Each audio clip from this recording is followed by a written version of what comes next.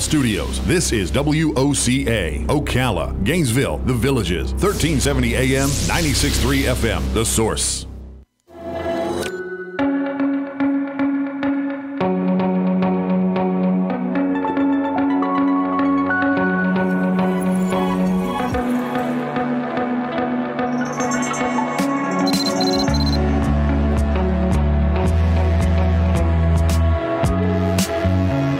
All right, 10 minutes before 10 o'clock. Thank you for tuning in. We live in a very buggy world here in Florida, right? Lots of bugs. Yeah. Do you ever take the time to just like you're sitting on your porch, let's say, and you watch one of those lizards that we have so many of here, and they just catch these bugs. They just eat them.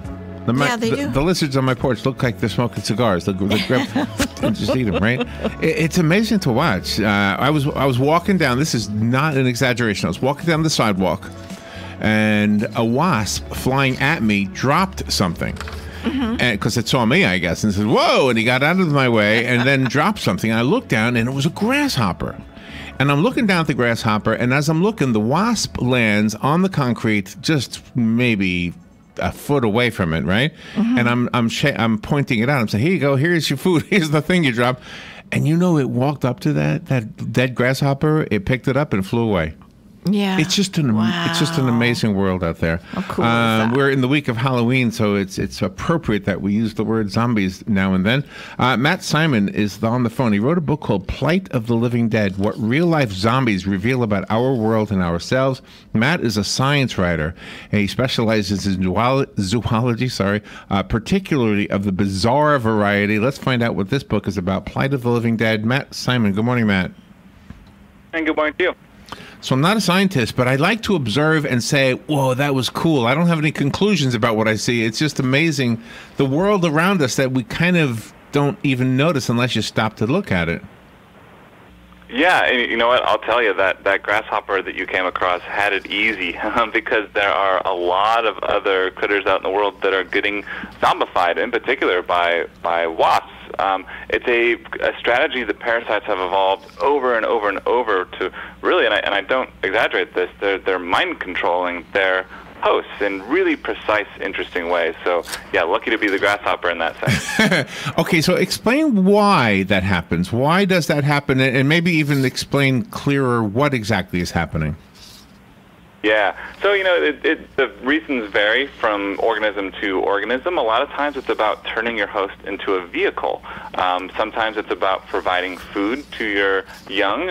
In particular, the wasp that I was thinking about is called the jewel wasp. It stings a cockroach in the brain, of course, like you do, and injects venom that controls its behavior. And it's then able to lead the cockroach around without picking it up, as your wasp did with the grasshopper, to really, really zombify it. And again, I don't exaggerate that this is mind control, on par with what we have seen in pop culture with zombies, because it has evolved in nature over and over and over. That is fascinating. And does it happen in, I hate to say higher animals, I guess we're so politically correct now, but I mean, does it happen in mammals? Is there anything like that outside of the insect world? Yeah, so, you know, you don't think about it, but the rabies virus is, in fact, a manipulative virus. It controls the behavior of its host. You probably know this famously as, you know, raccoons or possums. They get aggressive. They get generally bitey, you know, like the zombie of pop culture that we know. And in fact, the rabies virus probably inspired the pop culture zombie that we know and love. We humans can unfortunately get infected with the rabies virus. It didn't really evolve to infect us, but instead other mammals. But because we have a mammalian brain that's similar to a raccoon or possums, the virus can get in our brains as well and do really, really terrible things with the central nervous system, and it leads to that kind of stupor and that aggressive. And again, coming back to the pop culture zombie, that's the same thing that we know from Hollywood. And Larry's had some news stories about people having to have worms extricated from behind their eyes, things of that nature, which is really disgusting. Yeah, really bad when you think about it. Luckily, we haven't figured out if any worms that are dependent on humans as hosts are manipulative, but generally parasites are not a fun deal for humans or otherwise. So, in studying this, were you able to observe firsthand? Like, were you yourself somehow putting yourself in a place where you could watch this? I was. It was very brave of me, I must say, but I went out and found the zombies myself, in particular, and I went out to New Mexico and in the hills there out with a scientist who is searching for these things called horsehair worms. If you find a body of water somewhere in the New Mexico hills, more than likely it'll be packed with these worms. Even if you find a cup that somebody has left and it has collected rainwater, these worms are there. And how they got there is by way of crickets. It has turned them into kamikaze crickets. It gets in their heads and releases chemicals that convince the cricket to jump into water, which is, of course, stupid for a cricket because you get eaten by a fish or drown. But that is a really interesting manipulation because it is only in water that the worm can complete its life cycle. Once all these crickets get in there, en masse, these worms erupt from their bodies. It's a really terrible thing to witness, to be honest with you. Wow. And mate and complete their life cycle. So a really fascinating manipulation for these unfortunate crickets. Oh my God, that is just amazing! I had no idea that was happening. So the reason is always for the continuation of the species. That in order for that particular worm to continue reproducing, it needs to do that. It needs to somehow get a what is it again? A cricket to jump in the water. Yeah, it's a cricket. I mean, again, the strategy is different for every organism. So it is about continuing the genetic line, and it probably evolved because it's a good strategy to be able to mind control your host.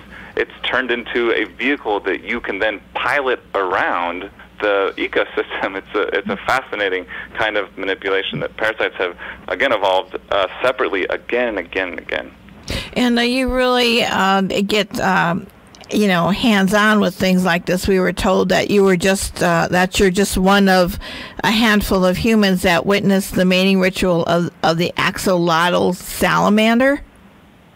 Yes, I've seen that as an honor. I would hope that other people see it as such. But the little axolotl salamander is in labs across the world because scientists are studying its remarkable regenerative properties. So if a axolotl salamander loses a limb, it will actually grow it right back, which is, of course, odd. We humans don't do that, but these scientists are studying it to try to give us the ability to do the same. But they have a weird little mating ritual where I was able to see a male and a female in a little tank. The male does these little push-ups to try to impress the female, and he came toward the glass, and I swear to you, he looked at me like he was asking for advice of some sort, and then he apparently nervous and vomited. Oh, and my. The scientist said, "Okay, maybe that's enough. We're gonna sit this one out." Here, might be an interesting mating ritual. In Florida, at this part of Florida anyway, we have these little, I guess they're called anole lizards, and they do the push-up thing you're talking about all the time. Yeah. I always think that's what they're doing, but I never knew I was right. So. Yeah. Mostly without the vomiting, yeah. So why were you so attracted to this line of work? Yeah, it's just when you think about it, it's almost literally mind-blowing that this could be happening out in nature and so precisely. Again, with the wasp stinging a cockroach in the brain, it's feeling around in the brain of another organism to mind control it. And the other thing that fascinates me is that this has evolved separately so many times. It has turned out to be a very, very good strategy for parasites to develop because it makes them better at passing down their genes at the expense of the poor crickets and other critters out there, of course. But it's just so amazing that this is, in fact, happening with very basic chemicals that the parasites are releasing. This book, by the way, is #1 on Amazon. I'm looking at it right now in the neuroscience category, so you are doing something right. That's pretty cool. And it's number 12 in the zoology category. So, I mean, of the millions of books that Amazon carries, you are at the top for sure. So I have a copy, I think. Yeah, here it is. I have a copy of the book. I'd like to give it away to one of our listeners. If you call me, you can have it. The rest of us have to go buy it. Do you have a website in addition to Amazon that you want to recommend? I do. It's mattsimon.net, mattsimon.net. Easy enough. Let me give this one. Boy, the phone lit up quickly, Robin. Nice. Good morning. You've got the book. Who's this? Vernon. Vernon, you got the book. It'll be waiting for you. Thank you very much. You're welcome. Wow, this is exciting. Yeah, I think we're all interested in this topic, and I don't. Where are you located, by the way? Are you in a buggy area? No, luckily I'm in San Francisco. We have almost zero bugs, which is what I love about it. Is that right? Nice. And now, why is that? Why are there no bugs there? I don't know. We got lucky, I guess. It's this big metropolis. I haven't really even seen a cockroach in this city in 12 years of being here, so we're right? doing something right. Maybe it's the wasp that we're bringing into mind control. Oh, there you go. No, we're not doing that. We probably shouldn't. Well, every newcomer to Florida, by the way, the one thing they're always freaked out about is the bugs, because we got lots of them. Yes, we do. Plight of the Living Dead, what real-life zombies reveal about our world and ourselves. Matt, Simon, I guess the part about ourselves will be left to reading the book. Thank you so much for being on the air with us today. And thank you for having me. That was an awesome interview. We'll take a little break and be right back.